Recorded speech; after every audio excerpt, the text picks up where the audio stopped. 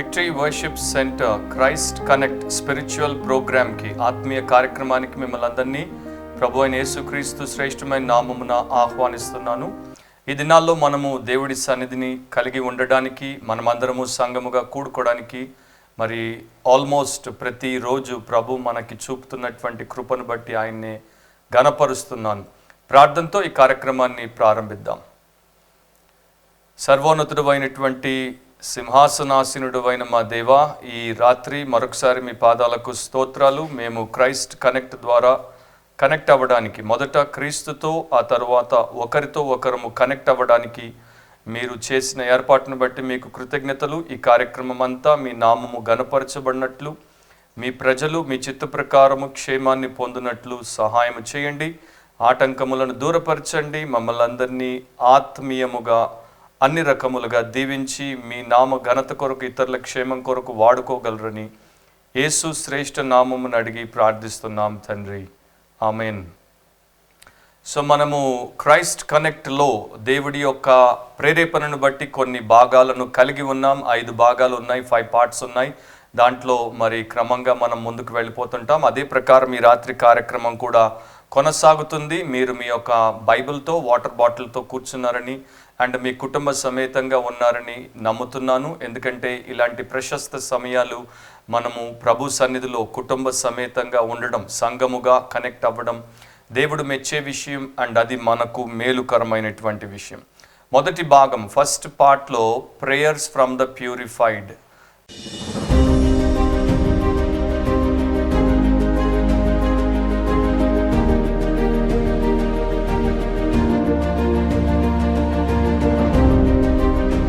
Prayers from the purified అంటే మనకన్నా ముందు దేవుడి కొరకు జీవించినటువంటి వారు, వారి యొక్క జీవితాల్లో వారు ఆయా దశల్లో ఉన్నప్పుడు వారు చేసినటువంటి ప్రార్థనలు, పవిత్రపరచబడిన వారి ప్రార్థనలు, వాక్యము నుండి, దేవుని ఆత్మ నడిపింపు నుండి వారు చేసినటువంటి ప్రార్థనలు, వాటి గురించి మనము క్లుప్తంగా నేర్చుకుంటున్నాం. దాంట్లోనికి నేను వెళ్ళక మునుపు ఒక వచనాన్ని నేను మీకు జ్ఞాపకం చేస్తాను. లూకా సువార్త 6వ అధ్యాయంలో యేసు ప్రభు, మన మాదిరి, మన యొక్క రక్షకుడైనటువంటి యేసు ప్రభు తన జీవితంలో మనకు ఒక అద్భుతమైనటువంటి మాదిరిని విడిచిపెట్టాడు. లూక్ 6:12, ఆ దినముల యందు ఆయన ప్రార్థన చేయుటకు కొండకు వెళ్ళి దేవుని ప్రార్థించుట యందు రాత్రి గడిపెను. సో ప్రభు అయిన యేసు లోకములో ఆయన ప్రజల ముందుకొచ్చి పరిచర్య ప్రారంభిస్తున్నప్పుడు ఆయన పరిచర్యను ప్రార్థనతో ప్రారంభించాడు. ఆ తరువాత మనం లూకా 23:46 చూస్తే ఆయన సిలువలో వ్రేలాడి ఆ యొక్క పరిచర్యను పరిసమాప్తి చేసిన తర్వాత తన ఆత్మను దేవునికి తిరిగి సమర్పించుకుంటున్నప్పుడు కూడా ప్రార్థనతో ముగించాడు. సో యేసు ప్రభు నీ ప్రభు, నా ప్రభు ప్రార్థనాపరుడు, చాలా గొప్ప ప్రార్థనాపరుడు, బహు బలీయమైనటువంటి ప్రార్థనాపరుడు. అంటే is a strong prayer warrior, is a sincere prayer warrior. He prayed continually. ఆయన ఎడతెగక ప్రార్థన చేశాడు. అందుకే పౌలు ఆయన దగ్గర నేర్చుకుని సంఘానికి రాశాడు, మనకు రాశాడు, ఎడతెగక ప్రార్థన చెయ్యాలి అని. భక్తులు కూడా, మీరు క్రైస్తవ సంఘ చరిత్రను చూస్తే అనేకులు ఈ విషయం గురించి మరలా వారి యొక్క ప్రసంగాల్లో, వారి యొక్క పుస్తకాల్లో ప్రస్తావిస్తూనే వచ్చారు. అండ్ ఒక విశిష్టత ఏంటి అంటే, ఎవరైనా సరే విమోచించబడినటువంటి వాడు, క్రీస్తు యేసునందు విశ్వాసమును కలిగినటువంటి వాడు విజ్ఞాపన ప్రార్థన అనుభవము లేకుండా జీవించలేడు అన్నది దేవుని యొక్క వాక్యం నేర్పే సత్యం. And at the same time భక్తులు మనకు చూపించినటువంటి విషయం. నేను కొంతమంది భక్తులు రాసినటువంటి మాటల్ని జస్ట్ ఒక్కొక్క లైన్ అవి కోట్ చేస్తాను. క్రిసోస్టోమ్ అనేటువంటి భక్తుడు ఈ రకంగా అన్నాడు: నీతిమంతుడు ప్రార్థన మానడు, వాడు ఎప్పుడైతే నీతిమంతునుగా ఉండుట మానుతాడో అప్పుడే ప్రార్థనను మానుతాడు. అగస్టిన్ అనేటువంటి భక్తుడు ఏమన్నాడు: తక్కువ ప్రార్థించేవాడు తక్కువ ప్రేమిస్తున్నాడు, ఎక్కువ ప్రేమించేవాడు ఎక్కువ ప్రార్థిస్తాడు. సో మరొకసారి చెప్తాను, ఎక్కువ ప్రేమించేవాడు ఎక్కువ ప్రార్థిస్తాడు, తక్కువ ప్రేమించేవాడు తక్కువ ప్రార్థిస్తాడు. చాలామంది అంటుంటారు నాతో, మేము ప్రార్థన చేయలేకపోతున్నాం, ఎక్కువ ప్రార్థన చేయలేకపోతున్నాం, కాన్సన్ట్రేట్ చేయలేకపోతున్నాం, రకరకాలుగా ఆటంకపరచబడుతున్నాం. బహుశా మీ హృదయాన్ని మీరు దేవుడి సన్నిధిలో చూసుకోవాలి, పరీక్షించుకోవాలి. ఆయన మీద మీకున్నటువంటి ప్రేమ స్థాయి, అంటే the level of your love toward him, the degree of your passion for him maybe is at its lowest ebb. అంటే చాలా తక్కువ స్థాయిలో, అధమ స్థాయిలో ఉంటుంది. ఆయన్ని ప్రేమించి ఆయన సన్నిధిని కోరుకోకుండా ఎలా ఉండగలం? ఆయన్ని ప్రేమించి ఆయన సహవాసాన్ని కాంక్షించకుండా ఎలా ఉండగలం? సో ఎక్కువ ప్రేమించేవాడు ఎక్కువ ప్రార్థిస్తాడు, తక్కువ ప్రేమించేవాడు తక్కువ ప్రార్థిస్తాడు అని ఆయన చెప్పాడు. రిచర్డ్ హుకర్ అనేటువంటి ఇంకొక భక్తుడు అంటాడు, నీతి గల జీవితము ప్రార్థనతో ప్రారంభమవుతుంది అండ్ అది అంతమయ్యేంత వరకు ప్రార్థనలో కొనసాగుతుంది. సో దీన్ని మనము విస్మరించలేం. అండ్ ఇంకా ముందుకెళ్ళిపోతే జాన్ బన్యన్ అయితే ఇంకా ఘాటుగా చెప్పాడు, if thou art not a praying person thou art not a Christian. అంటే నీవు ఒకవేళ ప్రార్థించే వ్యక్తివి కాకపోతే నీవు అసలు క్రైస్తవుడివే కాదు అని జాన్ బన్యన్ చెప్పాడు. రిచర్డ్ బ్యాక్స్టర్ అంటాడు, prayer is the breath of the new creature. నూతన సృష్టి యొక్క శ్వాస, నూతన సృష్టి యొక్క ఊపిరి ప్రార్థన. అండ్ ఇంకొక భక్తుడు జార్జ్ హెర్బర్ట్ ఈ రకంగా చెప్పాడు, ప్రేయర్ ద సోల్స్ బ్లడ్. ప్రార్థన ఆత్మ యొక్క రక్తము అని అన్నాడు. సో నా ప్రియ సహోదరి సహోదరులారా, గెత్సెమనే తోటలో మన ప్రభు అయినటువంటి యేసు వేదన భరితమైనటువంటి ప్రార్థన ఏ రకంగా చేశాడు అండ్ మనం ఇంకా ఎంత దాన్ని చెయ్యాలి, ఆ అవసరతను కలిగి ఉన్నాం అనేది మనకు నేర్పించాడు. అండ్ ఈ రోజున నేను ఈ యొక్క కార్యక్రమంలో ఈ ప్రేయర్స్ ఫ్రమ్ ద ప్యూరిఫైడ్లో ఒక భక్తుని ప్రార్థనను పరిచయం చేస్తాను. నిజం చెప్పాలంటే మనకన్నా వందల సంవత్సరాలు అండ్ ఈరోజు నేను పరిచయం చేయబోయేటువంటి పాలికార్ప్ అనేటువంటి భక్తుడు 2nd సెంచరీలో 1800 సంవత్సరాల క్రితం చేసిన ప్రార్థన. ఆ టైంలో మరి వారి భాష వేరుగా ఉండేది, వారి ఆంగ్లము వేరుగా ఉండేది. మోస్ట్లీ వారు లాటిన్లో ప్రార్థన చేసేవారు, ఇతర భాషల్లో ప్రార్థన చేసేవారు. దాన్ని తదనంతరం మరి మన ఆంగ్లంలోనికి తర్జుమా చేసినా కూడా దాన్ని మనము అనువదించుట, ట్రాన్స్లేట్ చేయుట అంత సులువైనటువంటి పని కాదు. వారి ప్రార్థనలకు మన ప్రార్థనలకు చాలా వ్యత్యాసాన్ని మనం చూడొచ్చు. సో ఈ పాలికార్ప్ అనేటువంటి భక్తుడు హతసాక్షిగా క్రీస్తునందు తనకున్నటువంటి విశ్వాసము విధేయతను బట్టి చంపబడుతున్నటువంటి సమయంలో ఏ రకమైనటువంటి గాబరా కానీ లేకపోతే భయము కానీ ఆందోళన కానీ చింత కానీ మరో విషయం కానీ లేకుండా, జీవితం మీద ప్రీతి కానీ లేకుండా ప్రభువును దృష్టిలో హృదయంలో కలిగి ఏ రకంగా ప్రార్థించాడో నేను ఆయన చేసినటువంటి ఆ ప్రార్థన తెలుగులో మీకు వినిపిస్తాను, జాగ్రత్తగా వినండి. ఆ ప్రార్థన ఈ రకంగా ప్రారంభమవుతుంది. ధన్యుడైన మరియు శ్రేష్టముగా ప్రవర్తించిన నీ కుమారునికి తండ్రివైన ఓ దేవా, ఆయన మూలమున మేము నిన్ను ఎరుగుదుము. దూతలకు, శక్తులకు మరియు సమస్త జీవరాశులకు నీ సన్నిధిలో వసించు నీతిమంతులకు దేవుడవు. ఈ దినము ఈ గడియ నీ కృపచేత నేను హతసాక్షులలో లెక్కించబడుటకు మరియు క్రీస్తు ప్రజల యొక్క నిత్య జీవ పునరుద్ధానమందు కుళ్ళు పట్టని పరిశుద్ధాత్మయందు నా శరీర ఆత్మలను కాపాడుటకు అనుగ్రహించిన దేవా, ఆ దినమందు నీ దృష్టిలో నీవు సిద్ధపరిచిన ఫలభరితమైన అనుకూలమైన యాగముగా నేనుండుటకు ఏర్పరిచిన నమ్మకమైన అబద్ధమాడనేరని ఓ దేవా, కనుకనే సమస్త విషయములను బట్టి నేను నిన్ను స్తుతించి సన్నుతించి కీర్తించి మహిమపరిచి నిత్యుడగు ప్రధాన యాజకుడైన యేసుక్రీస్తు ద్వారా సమర్పించుచున్నాను. నీకు నీ ప్రియ కుమారునికి నీ పరిశుద్ధాత్మకు యుగ యుగములు మహిమ కలుగునుగాక, ఆమెన్ అనే ఆ అద్భుతమైనటువంటి ప్రార్థన ద్వారా హతసాక్షిగా పాలికార్ప్ లోకము నుండి ప్రభు సన్నిధానంలోనికి వెళ్ళిపోయాడు. సో ఈ ప్రార్థనలు చాలా శక్తివంతం, ఎందుకంటే అవి చాలా శ్రేష్టమైనవి. క్రైస్ట్ కనెక్ట్లో మన రెండో భాగం, సెకండ్ పార్ట్ ఏంటి అంటే డివోషన్ ఫర్ డెమాలిషన్.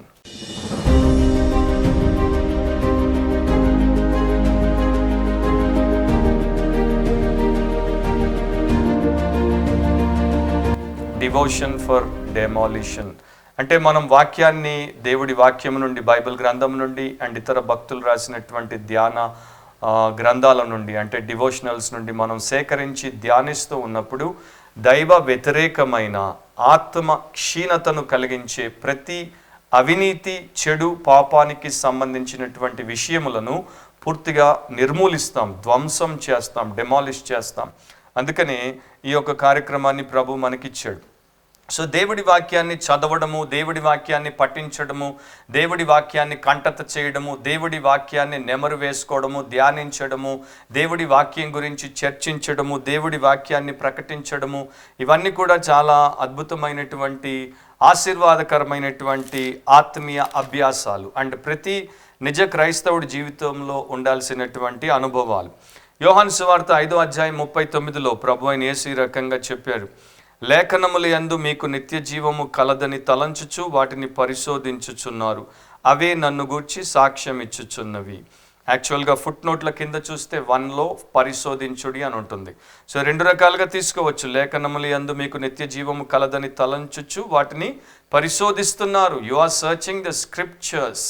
రెండవది సర్చ్ ద స్క్రిప్చర్స్, లేఖనాలను పరిశోధించండి, అప్పుడు నన్ను గురించి మీరు తెలుసుకుంటారు, నిత్య జీవాన్ని పొందుకుంటారు అన్న రీతిలో అక్కడ ఉన్నటువంటి ఆ చుట్టుపక్కల ఉన్నటువంటి ఆయనను ఎరుగనటువంటి వారికి ఆయన చెప్పాడు. ఇప్పుడు నీవు నేను యేసునందు ఉన్నాం, విశ్వాసులముగా ఉన్నాం. అయితే మనము మన ప్రభు అయినటువంటి యేసుని ఇంకా ఎక్కువగా తెలుసుకోవడానికి, అమితంగా తెలుసుకోవడానికి అండ్ ఇతరులు రాసినటువంటి పుస్తకాల ద్వారా ఆయన్ని తెలుసుకుంటున్నప్పుడు ఆయనే మనకిచ్చినటువంటి పరిశుద్ధాత్మ, పరిశుద్ధ లేఖనాలు ఆ ప్రకారమే వారు రాశారా అని పోల్చుకోవడానికి కూడా చాలా ఉపయోగపడుతుంది. సో నేను పరిచయం చేస్తున్నటువంటి డివోషనల్స్, ఈ ధ్యాన మాలికలు అనొచ్చు, లేకపోతే ధ్యాన పాఠములు అనొచ్చు, మీరు ఏ రకంగా అయినా దాన్ని అనొచ్చు. ఇవి మీరు చదువుతున్న ప్రతిసారి ఒకటి మరవకుండా ఉండాల్సిన విషయం ఏంటంటే దేవుడి వాక్యంతో వాటిని పోల్చి చూసుకోండి. ఎందుకంటే అన్నింటినీ కూడా మనం వాక్యంతో పోల్చుకోవాలి. ఏ పరిశుద్ధుడు, ఏ భక్తుడు, ఏ శ్రేష్టమైనటువంటి సేవకుడు ప్రకటించిన, ప్రసంగించిన, బోధించిన, రాసిన వాటిని మనం చెక్ చేసుకోవాలి. అపోస్తలుల కార్యములు 17వ అధ్యాయం 11లో ఈ రకంగా రాయబడింది, వీరు అంటే బెరయ పట్టణంలో ఉన్నటువంటి విశ్వాసులు తెస్సలోనికలో ఉన్నవారి కంటే గనులై ఉండిరి కనుక ఆసక్తితో వాక్యమును అంగీకరించి పౌలును శీలయును చెప్పిన సంగతులు అలాగున్నవో లేవో అని ప్రతిదినమును లేఖనములు పరిశోధించుచూ వచ్చిరి. సో ఎంత శ్రేష్టమైనటువంటి అలవాటు చూడండి ఆ విశ్వాసులకు, ఆ సంఘానికి. వారు పౌలు, శీల లాంటి గొప్ప దైవ సేవకులు, ఆత్మ పూర్ణులు ప్రకటిస్తున్నటువంటి వాక్య భాగములను వారి పరిశుద్ధ గ్రంథములో ప్రతి దినము అలా ఉన్నాయో లేవో అని పరిశోధన చేసి చూసుకున్నారు. ఇప్పుడున్న ఒక బలహీనత క్రైస్తవులకు, సంఘానికి ఏంటి అంటే ప్రతిదినము కనీసం వారు వారి యొక్క వాక్య భాగమును కూడా చదవరు. పరిశోధించుట తర్వాత వాక్య భాగమును చదవరు. ఆదివారము లేక ఇంకొక మీటింగ్ జరుగుతున్నటువంటి సమయంలో చర్చ్లో కావచ్చు, లేకపోతే ఇప్పుడు ఆన్లైన్లో మనం చేసుకుంటున్నటువంటి కూడికలు కావచ్చు, ఆ అరగంట ప్రసంగం, 40 నిమిషాల ప్రసంగం, లేకపోతే గంట ప్రసంగాన్ని వారు పూర్తిగా వినడానికి కూడా వారిలో చాలామందికి మనసు ఉండదు, హృదయం ఉండదు, ఆశ ఉండదు. ఆ టైంలో కూడా చాలా రకాలుగా వారు డిస్ట్రాక్ట్ అవుతారు. ఇలాంటి విశ్వాసులను రేపు బెరియన్ విశ్వాసుల పక్కన పరలోకంలో దేవుడు నిలబెట్టాల్సి వస్తే ఎవరు వీరి పరువు తీయాల్సిన అవసరం రాదు. వారే మాకిక్కడ మరి సరైనటువంటి స్థితి కాదని ఆ బెరియన్ల పక్క నుండి పారిపోయి ఎక్కడో వెనకాల మరి ఎవరికి కంటపడకుండా వారి పరువు కాపాడుకోవడానికి ప్రయత్నం చేస్తారు అని కూడా నేను అనుకోవడానికి మరి ఆశ్చర్యపోను, సంకోచించను. సో జాగ్రత్తగా మీ జీవితాన్ని మీరు ఆలోచించండి. మీరు దేవుడి పోలికలో, దేవుడి స్వరూపమందు దేవుని కొరకు సృజించబడ్డారు, దేవుని కొరకు విమోచించబడ్డారు. దేవుని కొరకు జీవించడానికి మీరు తీసుకుంటున్న ప్రతి శ్వాస, మీ గుండె ప్రతి పోటు అండ్ మీ చేతుల్లో ఉన్న ప్రతి నాడి ఆయన కొట్టిస్తున్నాడు కనుక అది ఆయన కొరకు కాకుండా మరొక దానికోసం మీరు దాన్ని వినియోగిస్తే మీకన్నా పెద్ద అవివేకులు ఇంకొకరు ఉండరు. అండ్ మీ జీవితము ధ్వంసం అవుతుంది, మీరు దేన్ని ధ్వంసము చేయలేరు. సో దీన్ని మనం దృష్టిలో పెట్టుకుందాం. అండ్ ఈరోజు దేవుడు మనకిచ్చినటువంటి ఒక డివోషనల్, నేను మీకు పరిచయం చేసేటువంటి డివోషనల్ ఏంటంటే ఆస్వాల్డ్ చేంబర్స్ అనేటువంటి దైవ సేవకుడు మరి ఆయన రాసినటువంటి ఒక అద్భుతమైనటువంటి డివోషనల్. ప్రపంచంలో గత 100 సంవత్సరాలుగా చాలా ప్రఖ్యాతిగాంచినటువంటి డివోషనల్. ఇప్పుడు అది తెలుగు భాషలో కూడా అందుబాటులో ఉందని నేను తెలుసుకున్నాను. My utmost for his highest, my utmost for his highest అనేటువంటి అద్భుతమైనటువంటి డివోషనల్. ఆస్వాల్డ్ ఛాంబర్స్ మరి ఈజిప్ట్లో అలైడ్ ట్రూప్స్కి ఆయన చాప్లైన్గా, అంటే సైనికులకు సేవకుడిగా సేవలు అందిస్తున్నటువంటి దినాల్లో దీన్ని వారికి బోధిస్తున్నప్పుడు ఆయన మరి ఈ యొక్క అంశములన్నింటినీ కూడా పొందుపరుచుకున్నాడు. తర్వాత అది ఎలా గ్రంథముగా మారిందో నేను మీకు చెప్తాను. సో ఆ రకంగా ఉన్నప్పుడు 42 వయసులో, చాలా యవన ప్రాయంలో ఆయన సడన్గా అకస్మాత్తుగా అపెండిక్స్ రప్చర్ అవడం చేత ఈజిప్ట్లో చనిపోయాడు. కానీ ఆయన ఒక చక్కని భక్తి కలిగినటువంటి స్త్రీని వివాహము చేసుకున్నాడు. ఆమె పేరు గెర్ట్రూడ్ ఛాంబర్స్. ఆమెను ఆస్వాల్డ్ గెర్ట్రూడ్ అని మరి పలకడానికి కూడా కష్టంగా ఉన్నటువంటి పేరుతో కాకుండా బిడ్డీ అని పేరు మార్చుకొని బిడ్డీ అని పిలిచేవాడు. సో బిడ్డీ ఛాంబర్స్ చాలా అద్భుతమైనటువంటి స్త్రీ, చక్కని సాటి అయినటువంటి సహకారిణి అయినటువంటి భార్య. ఆమె షార్ట్ హ్యాండ్ రాసేటువంటిది. మామూలుగా మనుషులు ఒక నిమిషానికి, సాధారణమైన మనుషులు 100 నుండి 125 పదాలు పలుకగలరు. కానీ ఈమెకున్నటువంటి స్కిల్, నైపుణ్యత ఎలాంటిదంటే ఈమె ఒక్క నిమిషానికి ఎవరైనా 250 పదాలు పలికిన, 250 వర్డ్స్ పలికిన వాటిని షార్ట్ హ్యాండ్లో రాసేయగలదు. సో పెళ్ళైన తర్వాత 7 సంవత్సరాలు తన భర్త ఆయా స్థలాల్లో ప్రసంగాలు చేస్తున్నప్పుడు, బోధ చేస్తున్నప్పుడు ఆమె చక్కగా బోధ వినడమే కాకుండా దాన్ని షార్ట్ హ్యాండ్ చేసేది. ఎంత ముందు చూపో చూడండి, ఎంత చక్కని భార్యను దేవుడు ఆయనకి ఇచ్చాడో చూడండి. ఈయన ఒకవేళ ఆ రకంగా ఈమె లేకుండా చనిపోయి ఉంటే ఈ రోజున ప్రపంచం చేతుల్లోనికి, లక్షలాది మంది చేతుల్లోనికి my utmost for his highest అనేటువంటి డివోషనల్ వచ్చేది కాదు. అది రావడానికి గల కారణం ఏంటంటే 7 ఏళ్లుగా ఆస్వాల్డ్ ఛాంబర్స్ చేసినటువంటి బోధనలన్నింటినీ ఈమె క్రమం తప్పకుండా షార్ట్ హ్యాండ్గా రాసుకుంది కనుక ఆయన చనిపోయిన తర్వాత వాటిని తీసి వీటిని నేను పబ్లిష్ చేసి ప్రపంచానికి ఇస్తే ఇంకా చాలామంది నా భర్త సేవ ద్వారా దీవించబడతారని చెప్పి దాని కొరకు తన జీవితాన్ని సమర్పించేసుకుని అనేక సంవత్సరాలు దాన్ని ఆమె పొందుపరిచింది. వాటన్నింటినీ సేకరించి పొందుపరిచి ఈ యొక్క డివోషనల్గా ప్రపంచానికి అందించింది. అండ్ ఇప్పుడు ఆమె స్థాపించినటువంటి ఒక సంస్థ ఇంకా దీన్ని పబ్లిష్ చేసి అందిస్తూనే ఉంది. ఎంత చక్కని భర్త, ఎంత చక్కని భార్య.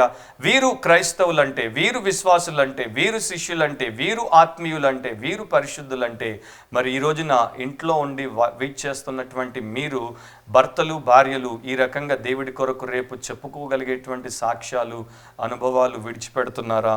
ఒక్కసారి ఆలోచించండి. సో ఆయన ద్వారా ఈమెను దేవుడు వాడుకొని ప్రపంచానికి ఆ గ్రంథాన్ని ఇచ్చాడు. మీ స్క్రీన్ మీద మీరు దాన్ని చూస్తున్నారు. ఆన్లైన్లో అది అందుబాటులో ఉంది. దాన్ని మీరు ఈ బుక్ లేకపోతే హార్డ్ బౌండ్ బుక్ కొనుక్కోవచ్చు. ఇంగ్లీష్లో తీసుకోవచ్చు, లేక తెలుగులో తీసుకోవచ్చు. అండ్ ఏ రకంగానైనా మీరు దాన్ని చదివి మేలు పొందొచ్చు. ఇక మన క్రైస్ట్ కనెక్ట్లో 3వ భాగంలోనికి, 3rd పార్ట్లోనికి మనం వెళ్ళిపోతున్నాం. Divine dose.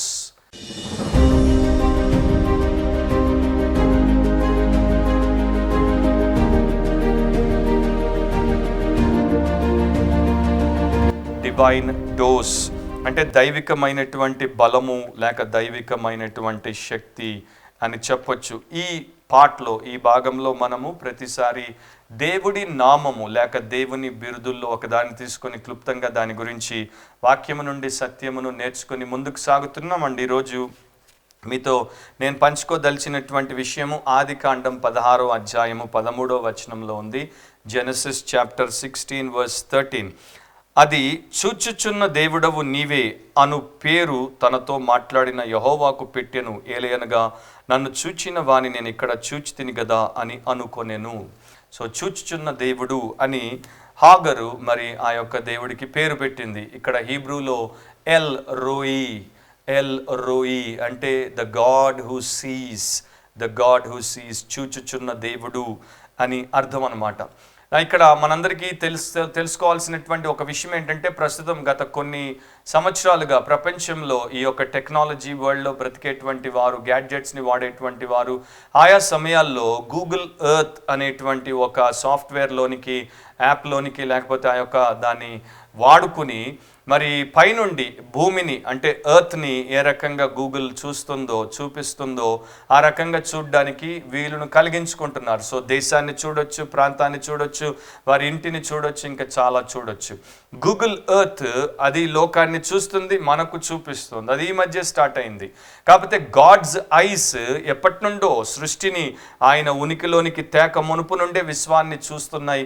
అండ్ ఈ యొక్క భూమిని ఆకాశములను సృజించినప్పటి నుండి వాటిని చూస్తున్నాయి. దాంట్లో ఉన్నటువంటి సమస్త జీవరాశులను చూస్తున్నాయి. దేవుడి పోలికలో సృజించబడినటువంటి మానవాళిని చూస్తున్నాయి. తర్వాత మీరు చదువుకోండి 139వ కీర్తన 16వ వచనంలో కీర్తనకారుడు అంటాడు, నేను నా తల్లి గర్భములో పిండమునై ఉండగా నీ కన్నులు నన్ను చూచెను. సో ఓ నరుడా, ఓ నారి, ఓ సహోదరి, ఓ సహోదరుడు, ఒకటి గుర్తుపెట్టుకో, అదేంటంటే దేవుడు చూచే దేవుడు, జీవాధిపతి కదా, జీవము గలవాడు, జీవాన్నిచ్చువాడు, ఆయన సమస్తాన్ని చేయువాడు. చేసిన దాన్ని అందముగా ఉంచుకోవడానికి, ఆ రకంగా లేకపోతే దాన్ని తీర్చిదిద్దడానికి నిరంతరము ఆయన కనురెప్పలను కొట్టకుండా నిద్రపోక కునుకక చూచువాడు. సో ఈ చూచే దేవుడు నీవు నీ తల్లి గర్భములో పిండముగా పడినప్పటి నుండి చూస్తున్నాడు. నీవు లోకంలోనికి వచ్చిన తర్వాత చేసే ప్రతి పనిని చూస్తున్నాడు. నీ యొక్క ప్రతి ప్రవర్తనను చూస్తున్నాడు. రేపు నీవు ఒకవేళ ఆయన రాక కన్నా ముందు ఎత్తబడకుండా చనిపోతే నీవు పాడ మీదకి వచ్చి పాతి పెట్టబడి ఆ తరువాత విశ్వాసివైతే పరలోకంలో ప్రభు సన్నిధిలోనికి ప్రవేశించేంత వరకు చూస్తూనే ఉంటాడు. ఒకవేళ అవిశ్వాసివై పాతాళానికి పోతే నిన్ను కూడా చూస్తాడు. సో ఈ చూచే దేవుడు మన దేవుడు కనుక మన మంచి విషయాలను చూస్తాడు, చెడు విషయాలను చూస్తాడు, మన కష్టాలను చూస్తాడు, మన నష్టాలను చూస్తాడు, మన సంతోషాలను చూస్తాడు, మన స్తుతి ఆరాధనలను చూస్తాడు, మన సేవా గమనాలను చూస్తాడు, అంతటిని చూస్తాడు. కనుక చూచే దేవుడి ఎదుట మనం ఎంత జాగ్రత్తగా బ్రతకాలో మీకు అందరికీ నేను చెప్పాల్సిన అవసరం లేదు. క్రైస్తవ విశ్వాసం గురించి అండ్ క్రైస్తవ భక్తి గురించి యేసు ప్రభువే చాలా అద్భుతమైనటువంటి విషయాలు మత్తయి సువార్త 6వ అధ్యాయంలో చెప్పారు. ఆయన 3 మాటలు అక్కడ చెప్పారు. మన రిలీజియస్ యాక్టివిటీస్, మన మతపరమైనటువంటి కార్యకలాపాల గురించి, మన భక్తి అభ్యాసాల గురించి, డివోషనల్ ఎక్సర్సైజెస్ గురించి చెప్పారు. ప్రధానంగా 3 మన యొక్క జీవితంలో భక్తిలో భాగంగా ఉంటాయి. ఒకటి మనము చేసేటువంటి ధర్మము, అంటే మన యొక్క ఇచ్చుట, మన గివింగ్, అది మనము దేవుడికి ఇచ్చుట లేకపోతే ఇతరులకు సహాయపడటంలో ఇచ్చుట ఏదైనా అవ్వచ్చు. అది చేసినప్పుడు మనుషులకు కనబడవలనని మీ నీతి కార్యము చేయకుండా జాగ్రత్త పడమన్నాడు. అలా ఎవరైనా మనుషులకు కనబడాలి, నేను ఎంతో గొప్పగా ఉండాలి అని అనుకుంటే వారి యొక్క ఫలాన్ని వారు పోగొట్టుకున్నారు. అది చేసినప్పుడు రహస్యమందు చూచు నీ తండ్రి, రహస్యంలో నువ్వు చేసేదాన్ని ఎవ్వరు చూడకుండా రహస్యమందు నీవు చేస్తున్నప్పుడు నీ తండ్రి చూస్తే నీకు ప్రతిఫలం అని చెప్పాడు. రెండవది, ప్రార్థన చేసేటప్పుడు అందరి ఎదుట బహిరంగ ప్రదర్శనను ఇవ్వద్దు, నీవు నీ గదిలోనికి వెళ్ళి రహస్యముగా ప్రార్థన చేయమన్నాడు. రహస్యమందు నువ్వు ప్రార్థన చేస్తున్నప్పుడు ఎవ్వరూ నీ ప్రార్థన జీవితాన్ని, నీ ఆవేదనను, నీ భారభరితమైన విజ్ఞాపనను చూడకపోవచ్చు, కానీ రహస్యమందు చూచే తండ్రి నీకు ప్రతిఫలం ఇస్తాడు అన్నాడు. అండ్ నీవు ఉపవాసం చేసినప్పుడు కూడా దాని గురించి ఎవరికీ పెద్దగా ప్రకటనలు, ప్రాపగాండాలు చేసుకోవాల్సిన అవసరం లేకుండా రహస్యముగా చేసినప్పుడు రహస్యమందు చూచే ఆ తండ్రి నీకు ప్రతిఫలం ఇస్తాడు. ఎందుకు దేవుడు ఈ రకంగా చెప్పాడు అంటే ఆయనకు విశ్వాసులలో వేషధారణ ఇష్టము లేదు. అది ఆయన దృష్టిలో హేయమైనది, ఆయన అసహించుకునేటువంటిది, ఆయన నాశనము చేయబూనినటువంటి విషయం. మన యొక్క ప్రార్థనా జీవితంలో, ఉపవాసంలో, మనం ఇచ్చేటువంటి విషయంలో ఎక్కడ కూడా మనం వేషధారులుగా ఉండక హృదయాన్ని చూచే దేవుడు, మనిషి పైవేషాన్ని చూస్తాడు, దేవుడు హృదయాన్ని చూస్తాడు. ఆ చూచే దేవుడు నీ పైవేషం కన్నా నీ హృదయాన్ని చూస్తున్నాడు, అక్కడ ఉన్న ఉద్దేశాన్ని చూస్తున్నాడు. అది ఒకవేళ చెడినదైతే, అది ఒకవేళ ఆయన దృష్టిలో యోగ్యమైనదిగా లేకపోతే నీకు ఆ దేవుడి దగ్గర ఏ ప్రతిఫలము రాదు. పైపెచ్చు ఆ దేవుడి దగ్గర నీవు మరి ఇంకా పర్యావసానాలు పొందుకోవాల్సినటువంటి అవసరతలు ఉంటాయి. సో ఈ రాత్రి మన దేవుడు ఎల్ రోయి, ఇంకా మీరు వాక్యాన్ని ధ్యానించుకుంటే అనేక విషయాలు చూచే దేవుడి గురించి, ఎవరిని ఆయన నేత్రాలు వెతుకుతున్నాయి, ఎలాంటి వారిని ఆయన బలపరచడానికి కాంక్షిస్తున్నాడు అన్న అనేక విషయాలు తెలుసుకుంటారు. పార్ట్ 4లోనికి నేను వెళ్ళిపోతున్నాను. క్రైస్ట్ కనెక్ట్ అనే స్పిరిచువల్ ప్రోగ్రాంలో, ఆత్మీయ కార్యక్రమంలో 4వ భాగంలోనికి నేను వెళ్ళిపోతున్నాను. అదేంటంటే హిస్ టచ్ ఇన్ హిస్టరీ.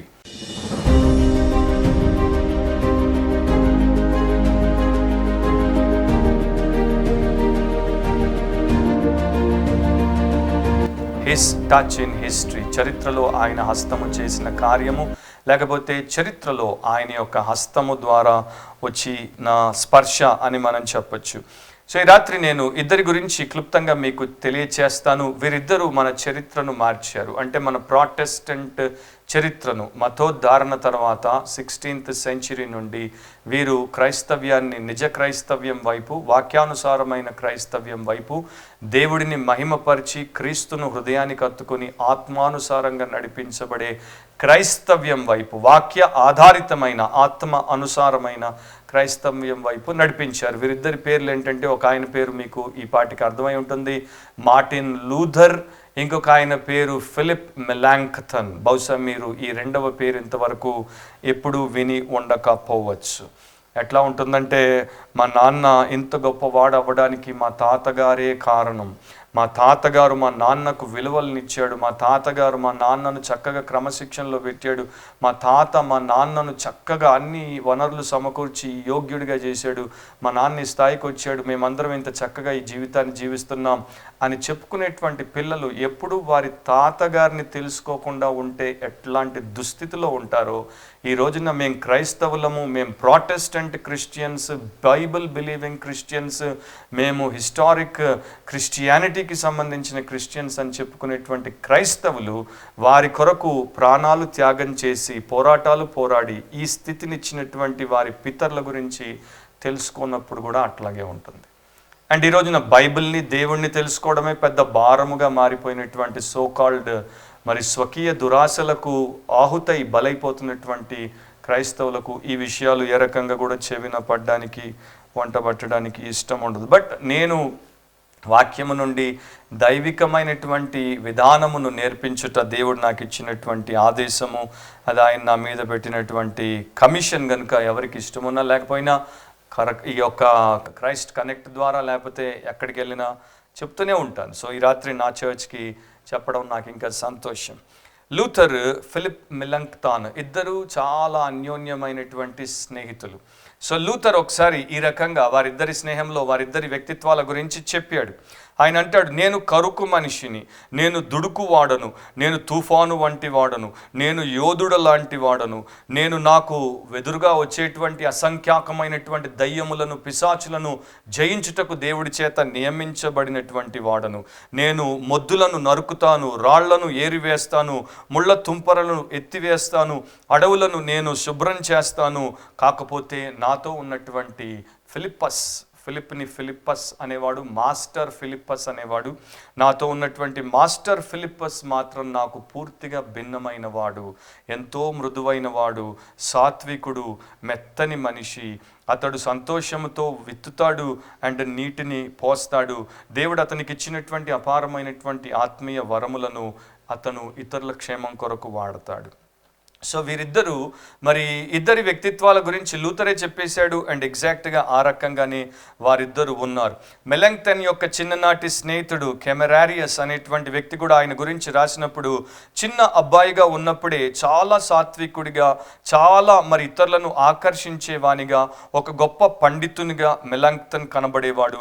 అతన్ని అందరూ మరి ఇష్టపడడానికి కారణం అతనిలో ఉన్నటువంటి స్వచ్ఛత, అతనిలో ఉన్నటువంటి అమాయకత్వం. మెలాంక్థన్ని అందరూ ఇష్టపడ్డారు, మెలాంక్థన్ అందరినీ ఇష్టపడ్డాడు. అండ్ అతని యొక్క చిన్న ఊరు రైన్ అనేటువంటి ప్రాంతంలో ఉన్న చిన్న ఊర్లో అందరికీ ఫేవరెట్గా మారిపోయాడు. 1516 సంవత్సరంలో మెలాంక్థన్ వయసు 19 సంవత్సరాలు. జస్ట్ అప్పుడే టీనేజ్ నుండి మరి బయటపడుతున్నటువంటి సమయం. ఆ టైంలో ఎరాస్మస్ అనేటువంటి ఒక క్యాథలిక్ స్కాలర్, ఎరాస్మస్ కూడా మనకు చాలా మేలు చేశాడు అని చెప్పచ్చు. ఎందుకంటే న్యూ టెస్టమెంట్ని లాటిన్లో, గ్రీక్లో ఆ రెండు ఎడిషన్స్ని ఎరాస్మసే మరి ప్రొటెస్టెంట్ క్రిస్టియానిటీకి ఇచ్చాడు. సో ఒక రకంగా ఎరాస్మస్ యొక్క పరిచర్య కూడా చాలా ఎక్కువగానే ఉంది అని చెప్పొచ్చు. సో ఎరాస్మస్ ఈయన గురించి అంటాడు, పవిత్రమైనటువంటి వాడు, చాలా నైపుణ్యత కలిగిన, అరుదైన నైపుణ్యత గలవాడు, విస్తృతంగా చదివే వ్యక్తి, మెత్తని వాడు, మరి చక్కగా తీర్చిదిద్దబడినటువంటి ఒక అపారమైనటువంటి మేధావి. ఎవరైనా ఫిలిప్ మెలాంక్థన్. సో ఫిలిప్ మెలాంక్థన్ అనేది వారి ఇంటి పేరు కాదు, వారి ఇంటి పేరు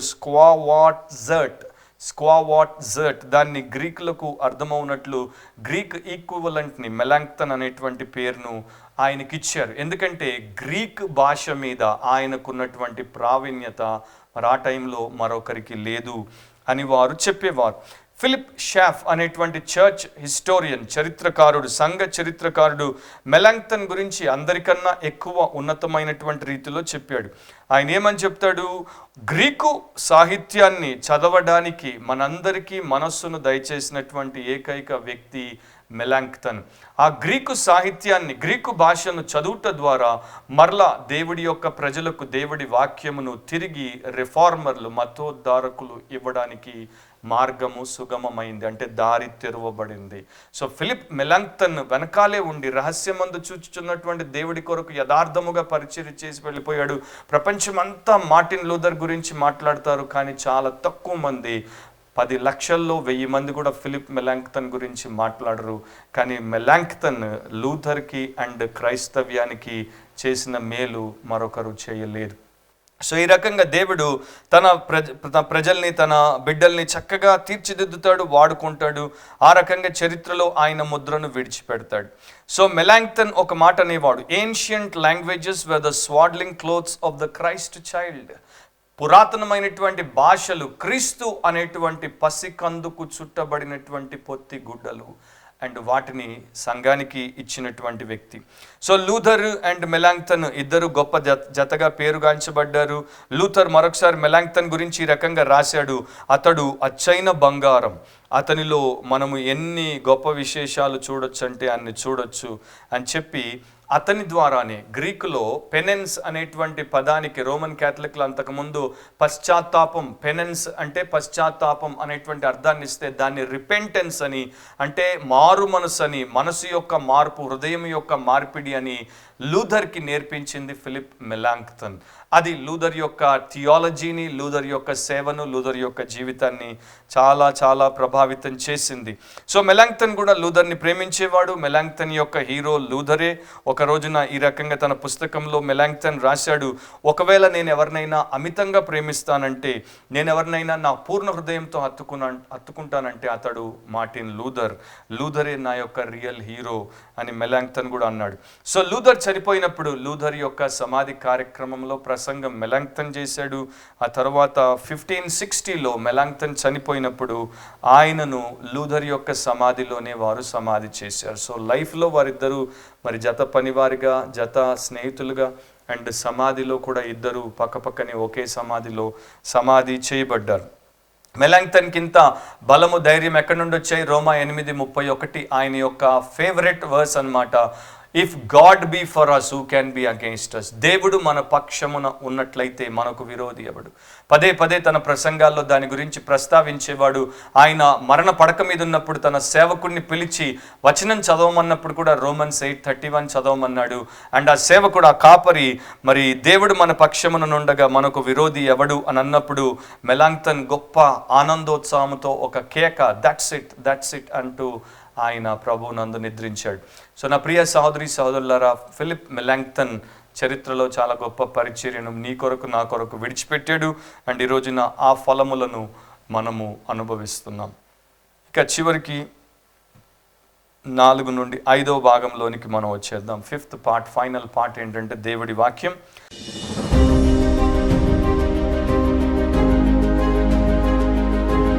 word for the wicked, wretched, weak, weary and the wonderful.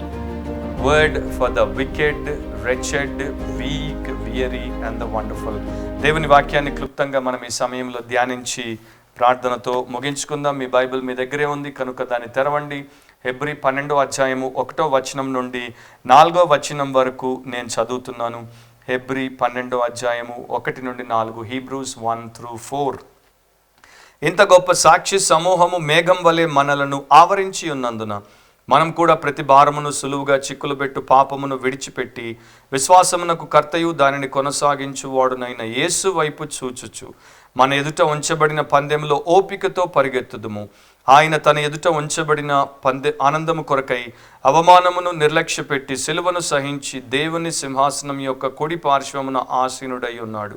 మీరు అలసట పడకయు మీ ప్రాణములు విసుకకయు ఉండునట్లు పాపాత్ములు తనకు వ్యతిరేకముగా చేసిన తిరస్కారం అంతయు ఓర్చుకొనిన ఆయనను తలంచుకొనుడి.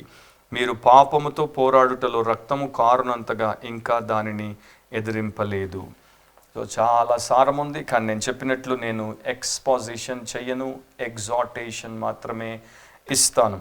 సో ఇక్కడ మరి ఇంగ్లీష్ బైబిల్ ప్రకారం నేను వెళ్తున్నాను. సో ఆ రకంగానే మీరు ఫాలో అవ్వండి. బైబిల్ మనకి చక్కగా చాలా స్పష్టముగా చెప్తున్న మాట ఏంటంటే, మన ఎదుట ఉంచబడిన పందెములో ఓపికతో పరిగెత్తుదుము. మన ఎదుట ఉంచబడిన పందెములో ఓపికతో పరిగెత్తుదుము. Let us run with patience or endurance the race that is set before us.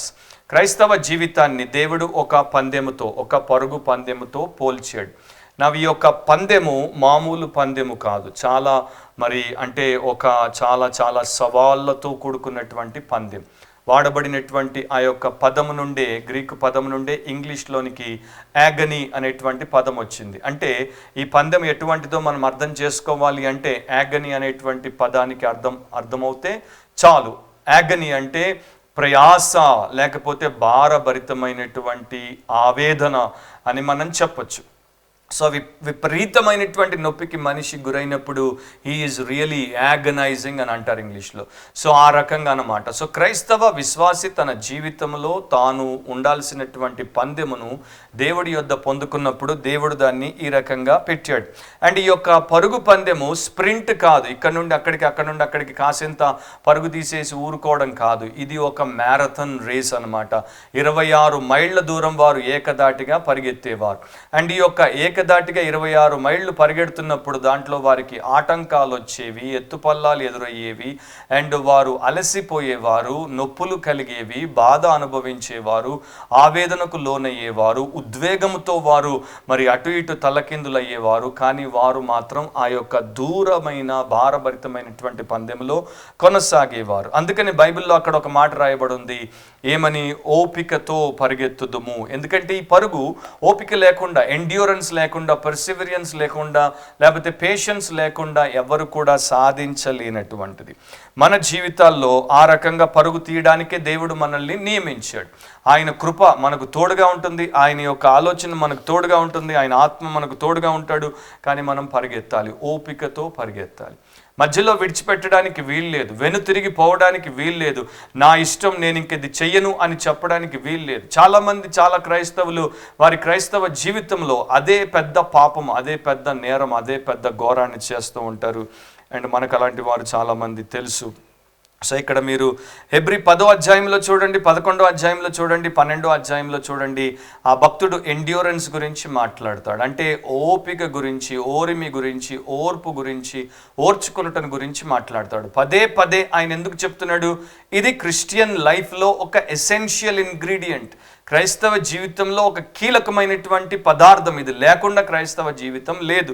Hebrew 10:36 ఈ రకంగా చెప్పాడు, మీరు దేవుని చిత్తమును నెరవేర్చిన వారై వాగ్దానము పొందు నిమిత్తము మీకు ఓరిమి అవసరమై ఉన్నది. దేవుడి చిత్తాన్ని మీరు పరిపూర్ణంగా నెరవేర్చాలి, మీరు వాగ్దానమును పొందాలి, ఫలాన్ని పొందాలి అంటే మీకు ఓరిమి అవసరమై ఉంది.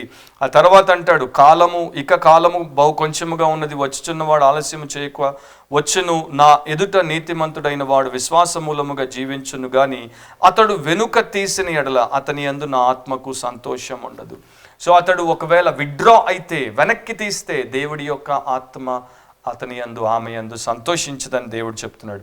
సో ఓపికతో మన ఎదుట ఉంచబడినటువంటి పందెంలో మనం పరుగు తీయాలి. ప్రస్తుతం మనకి ఓపిక అంటే ఏంటో అర్థమవుతుంది, పేషెన్స్ అంటే ఏంటో ఇప్పటిదాకా అర్థం కాని వారికి లాక్డౌన్ పీరియడ్లో అర్థమవుతుంది. ఎండ్యూరెన్స్, భరించుట, సహించుట, ఓర్చుకొనుట అంటే ఏంటో చాలామందికి ఇప్పుడు ప్రపంచవ్యాప్తంగా అర్థమవుతుంది.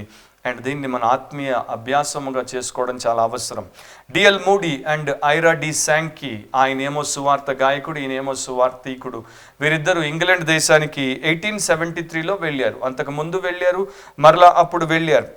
సో అక్కడ కొన్ని సువార్త కూడికలు, సిరీస్ ఆఫ్ ఇవాంజలిస్టిక్ మీటింగ్స్ కోసం వారు వెళ్ళినప్పుడు, వారు ప్రయాణం చేస్తున్న సమయంలోనే ఈ కూడికలను అక్కడ ఆర్గనైజ్ చేసేటువంటి 3 ప్రధానమైన పాస్టర్లు చనిపోయారు. సో వీరు ఇంగ్లాండ్కి రాగానే అంతకు మునుపు వీరితో ఉండి సపోర్ట్ చేసినటువంటి ఇతర పాస్టర్లు వీరిని మరి విసర్జించారు, వీరికి వ్యతిరేకులైపోయారు, వీరి మీద చెడు ప్రచారం కూడా చేశారు. సో మూడీ చాలా భయంకరమైనటువంటి పరిస్థితిలో ఉన్నాడు. ఆ దినాల్లో అమెరికా దేశం నుండి ఇంగ్లాండ్ దేశానికి రావడం అంటే ప్రాణాలు గుప్పెట్లో పెట్టుకొని రావాలి, ప్రభు పరిచర్య చేయాలి, అనేకుల్ని యేసు పాదాల దగ్గరికి తేవాలి అన్న భారంతో వచ్చినప్పుడు అతనికి అంతా కూడా ప్రతికూలంగా కనపడితే అతడు తన ఎదుట ఉంచబడినటువంటి పందెంలో ఓపికతో ముందుకు అడుగులేశాడు, ఓపికతో ప్రార్థనాపూర్వకంగా పరుగు తీశాడు. అతడు ఐరాడి శాంకి కూడికలు ఏర్పాటు చేసుకున్నారు, దేవుడి మీద ఆధారపడ్డారు, జరిగించారు. అంతకు మునుపెన్నడు రానంత అద్భుతమైనటువంటి ఉజ్జీవాన్ని దేవుడు ఆ యొక్క స్కాట్లాండ్లో అండ్ అక్కడ నుండి బ్రిటిష్ ఆయిల్స్ అంతటికి ప్రాకిపోయేటట్టు చేశాడు. ఎప్పుడు గుర్తుపెట్టుకోవాలి, ఒకవేళ మూడీ వెనక్కి తిరిగి వెళ్ళిపోయి ఉంటే, ఎవరు లేరు హెల్ప్ చేయడానికి, మీటింగ్స్ అవ్వవు, ఇది దేవుడి చిత్తమని వెళ్ళిపోయి ఉంటే మనం మూడీ గురించి అంత ఎక్కువగా వినేవారం కాము. అండ్ ఇంగ్లాండ్లో, స్కాట్లాండ్లో, బ్రిటిష్ ఆయిల్స్లో అనేకులు రక్షణ పొందేవారు కారు. సో మన ఎదుట ఉంచబడినటువంటి పందెంలో మనము ఓపికతో పరిగెత్తడానికే ప్రభు మనల్ని పెట్టాడు. ఇక్కడ ఇంకొక మాట కూడా నేను మీ దృష్టికి తీసుకొని వస్తాను. మనం చాలా మట్టుకు అలాంటివి గుర్తించం. ఆ మాట ఏంటంటే, మన ఎదుట ఉంచబడిన, ఆర్ తెలుగులో 3 పదాలు, మన ఎదుట ఉంచబడిన. ఈ పరుగును మనం నిర్ణయించుకోలేదు, ఈ పరుగును మనం కోరుకోలేదు, ఈ పరుగును మనం ప్లాన్ చేసుకోలేదు. ఈ రేస్ని దేవుడు ప్లాన్ చేశాడు. అండ్ ఈ రేస్ని దేవుడే మన ఎదుట ప్లేస్ చేశాడు, నీ ఎదుట సెట్ చేశాడు, నా ఎదుట సెట్ చేశాడు. నాకు దేవుడు నా జీవితంలో తన చిత్త ప్రకారం ఏ రేసును పెట్టాడో దాంట్లో నేను పరుగు తీయాలి. నీ ఎదుట దేవుడు ఏ రేసును సెట్ చేశాడో దాంట్లో నీవు పరుగు తీయాలి. మన ఇద్దరికీ ఒకే రకమైనటువంటి అనుభవాలు ఉండవు. కాకపోతే నీ ఎదుట దేవుడు ప్లేస్ చేసిన రేసులో నీవు, నా ఎదుట దేవుడు ప్లేస్ చేసిన రేసులో నేను పరుగు తీయాల్సిందే. దాన్ని, ఆ యొక్క రేసును రీప్లేస్ చేయడానికి అవకాశము లేదు. అండ్ ఈ రోజున చాలామంది చేసే పెద్ద నేరం ఏంటంటే దాన్ని రీప్లేస్ చేయబోతున్నారు. అలా రీప్లేస్ చేస్తే వారు they will be kicked out of the will of God. దేవుడి చిత్తం నుండి బయటికి కాలదన్నబడతారు, కానీ దేవుడి చిత్తంలో వారు ఉండరు. సో దీంట్లో ఈ యొక్క పరుగు పందెంలో, ప్రపంచంలో పరుగు తీసేటువంటి వారు ఏం చేస్తారు, ఒకరితో ఒకరు పోటీపడి మొదటి బహుమానాన్ని సంపాదించుకోవడానికి, ఫస్ట్ రావడానికి ఎగబడుతుంటారు. కానీ క్రిస్టియన్ రేస్ అట్లాంటిది కాదు. ఇక్కడ ఇది కాంపిటేటివ్ రేస్ కాదు, ఇది క్యారెక్టర్తో కూడిన రేస్. అంటే ఇది శీలానికి, గుణానికి, మనలో ఉన్నటువంటి వ్యక్తిత్వానికి సంబంధించిన రేస్. ఇక్కడ ఫస్ట్ రావడం ముఖ్యం కాదు, ఇక్కడ చివరి దాకా ఫెయిత్ఫుల్గా ఉండడం ముఖ్యం. అందుకనే ఎండ్యూర్ అంటున్నాడు, అందుకనే భరించు అంటున్నాడు. త్వరపడేటువంటి వారు దీంట్లో నెగ్గరు. ఓపికతో చివరి దాకా వచ్చి ఆ గీతను దాటేంత వరకు కూడా పట్టు విడవనటువంటి వారే దీంట్లో ఫలిస్తారు. నమ్మకమైనటువంటి వారే బల అని ప్రభు చేత, శబాష్ అని దేవుడి చేత అనిపించుకుంటారు. సో ఆ రకంగా మనం తీయాలని, ఈ పరుగు తీయాలని దేవుడి వాక్యం చెప్తోంది. ఇక నెక్స్ట్ పాయింట్ని మీరు ఒకవేళ చూస్తే, ఇది చేయడానికి మనకు అవసరమైనటువంటి ఇన్స్పిరేషన్, లేకపోతే మోటివేషన్, లేకపోతే మనకు కావాల్సినటువంటి ఆ యొక్క ప్రేరేపణ ఏది అయినా సరే అది ఇక్కడ ఇవ్వబడింది. ఏంటి? విశ్వాసమునకు కర్తయు దానిని కొనసాగించువాడునైన యేసు వైపు చూచుచు. సో విశ్వాసానికి కర్త, దాన్ని కొనసాగించే యేసు వైపు చూస్తూ, ఆయన్ని దృష్టిలో పెట్టుకొని మన ధ్యాస అంతా ఆయన మీద పెట్టి, అప్పుడు మన ఎదుట ఉంచబడినటువంటి పందెంలో మనము ఓపికతో పరుగు తీయాలని బైబిల్ చెప్తోంది. నువ్వు యేసు వైపు చూచుట గురించి చాలా చెప్పొచ్చు, కానీ ఒకే ఒక మాట చెప్తాను. మరి ఇంకో ఏ విషయాన్ని, ఏ వ్యక్తిని, ఏ వస్తువుని చూడకుండా మన దృష్టి అంతటినీ కూడా ఏకాగ్రతతో కేవలము మన యొక్క గోల్, మన యొక్క టార్గెట్ అయినటువంటి జీసస్ని చూచుట. ఈ రకంగా కూడా మీరు ఆలోచించవచ్చు. ఒక రన్నర్ మరి తన యొక్క ఫినిషింగ్ లైన్ ఎట్లా చూస్తాడో దాన్ని మాత్రమే మైండ్ నిండా నింపుకుంటాడు, ఇంక ఏది గుర్తు రాదో ఆ రకంగా యేసునే మనము మన మైండ్ నిండా, మన లైఫ్ నిండా పెట్టుకుని ఆయన వైపే చూడాలి. ఒక షూటర్ తన రైఫిల్ని తీసుకున్నప్పుడు తన ఒక కన్ను మూస్తాడు అండ్ ఈ యొక్క హోల్ నుండి ఆ టార్గెట్ని చూస్తాడు. ఒకే ఒక కన్ను అండ్ ఆయన కనబడేది ఆ ఒక్క టార్గెట్ మాత్రమే. సో ఒక బిలీవర్ జీసస్ని ఆ రకంగా తన ఏకైక సింగులర్ టార్గెట్గా పెట్టుకొని చూడాల్సిన అవసరం ఉంది. అప్పుడే దీంట్లో అతనికి లేక ఆమెకు జయము. అండ్ విశ్వాసానికి ప్రారంభికుడు, విశ్వాసాన్ని పరిసమాప్తి చేసేటువంటి వాడు మన ప్రభు అయినటువంటి యేసు కనుక ఆయననే చూడాలి, మరి ఇంకా ఎవరిని చూడకూడదు.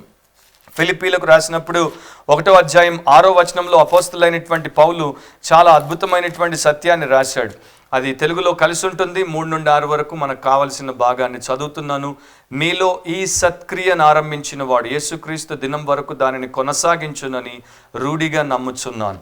సో దేవుడు నీకు విశ్వాసాన్ని ఇచ్చాడు. దేవుడు ఆ విశ్వాసాన్ని సమాప్తి చెయ్యాలి. కనుక ఆయన వైపే, యేసు ఆయన వైపే నీవు చూస్తూ నడవాలి. జీవితంలో ఎదురయ్యేటువంటి కష్టాలు, నష్టాలు, ఆయాసాలు, ఇబ్బందులు, మరి అనుమానాలు అండ్ అవమానాలు, ఇంకా రకరకాలైనటువంటి పీడలు, శోధనలు అండ్ వైఫల్యాలు ఎన్ని వచ్చినా కూడా ఒకటి గుర్తుపెట్టుకో, ఎంతకాలమైతే నీవు విశ్వాసమునకు కర్త కొనసాగించు వాడైన యేసు వైపు చూస్తూ నడుస్తావో అంతకాలం అత్యధిక విజయాన్ని సాధించేటువంటి వ్యక్తిగా నీవు ఉంటావు అండ్ నేను ఉంటాను. ఒక మాట ఇక్కడ నేను మీకు జ్ఞాపకం చేస్తాను. నేను విశ్వాసిని బ్రదర్, నేను విశ్వాసురాలను బ్రదర్ అని మీరు ఒకవేళ అనుకుంటూ ఉంటే, మీరు మీ యొక్క విశ్వాసములో అధిగమించాలి అంటే, విశ్వాసమునకు ఆటంకముగా వచ్చేటువంటి వాటిని జయించాలి అన్నా, లేకపోతే విశ్వాసంలో అభివృద్ధి చెందాలి అన్నా, లేకపోతే విశ్వాసం నుండి అధిక విశ్వాసానికి వెళ్ళాలన్నా, లేకపోతే పౌల్లాగా విశ్వాసమును కాపాడుకుంటుని అనేటువంటి సాక్ష్యమును విడిచిపెట్టాలన్నా, విశ్వాసాన్ని కొనసాగించాలన్నా, విశ్వాసానికి కర్త దాన్ని కొనసాగించువాడు. తెలుగులో కొనసాగించు అని, ఇంగ్లీష్లో ఫినిషర్ అని ఉంటుంది. అంటే దాన్ని ముగించువాడు. దేవుడు మెచ్చే రీతిలో నీ విశ్వాస జీవితం, విశ్వాస పదం ముగిసే రీతిలో ఆయన ఒక్కడే సహాయం చేస్తాడు. కనుక ఆయన్నే చూడాలి. ఏ ప్రీచర్ని చూడొద్దు, ఏ పాస్టర్ని చూడొద్దు, ఏ సింగర్ని చూడొద్దు, ఏ వర్షిప్ లీడర్ని చూడొద్దు, ఏ ప్రాఫెట్ని చూడొద్దు, ఏ హీలర్ని చూడొద్దు, అసలు లోకంలో ఉన్నటువంటి ఏ నరుణ్ణి, ఏ నారిని చూడొద్దు. Only person you should be looking at is Jesus. మీ విశ్వాసానికి author and finisher is Jesus. ఆయనకు మించి మరొక వ్యక్తి మీ లైఫ్లో ఉండకూడదు. అందరూ ఆయన తర్వాతే. ఆయన మొదట ప్రేమించబడాలి, ఆయనకు మొదటి ప్రాధాన్యతనివ్వాలి. అండ్ ఆయన ద్వారానే మీ యొక్క పరుగులో మీరు ఆ యొక్క ఫలితాలు సాధించేటట్టు జయ జీవితమును ముగించగలరు. కనుక ఆయనే మనకు సమస్తము అనేది మనం దృష్టిలో పెట్టుకుందాం. ఈ హెబ్రీ 11వ అధ్యాయం 40వ వచనంలో మీరు ఒక మాట చూస్తారు. అక్కడ 39-40 కలిసి ఉన్నాయి. నేను వాటిని చదువుతున్నాను. వీరందరూ తమ విశ్వాసము ద్వారా సాక్ష్యం పొందిన వారైనను మనము లేకుండా సంపూర్ణులు కాకుండా నిమిత్తము దేవుడు మన కొరకు మరి శ్రేష్టమైన దానిని ముందుగా సిద్ధపరిచిన గనుక వీరు వాగ్దాన ఫలము అనుభవింపలేదు. సో వారందరూ యాతన పెట్టబడ్డారు, రంపాలతో కోయబడ్డారు, అడవుల్లో, సొరంగాల్లో, మరి అనేక స్థలాల్లో వారు పారిపోయారు, తరుమబడ్డారు, రకరకాలుగా వారు శ్రమల పాలయ్యారు. కానీ ఒక రోజున వారందరి విశ్వాసానికి చక్కని మరి కన్క్లూషన్ జీసస్ క్రైస్ట్ ఇవ్వబోతున్నాడని బైబిల్ చెప్తోంది. సో సహోదరుడా, మనలో ఉన్నటువంటి మన నైతికత అవసరమే, కానీ అది మనకు ఈ రకంగా విశ్వాసాన్ని ముగించడానికి ఉపయోగపడదు. మనలో ఉన్నటువంటి మరి భక్తితో కూడినటువంటి సమర్పించబడిన జీవితం అవసరమే, కానీ అది కూడా ఈ రకంగా మనకు సహాయము చేయదు. మన ఆత్మీయ అనుభవాలు మనల్ని మరి చక్కగా ముందుకు తీసుకెళ్తాయేమో, కానీ అది మన విశ్వాసాన్ని ముగించేందుకు ఉపయోగపడవు. సో యేసొక్కడే మనకు అవసరం.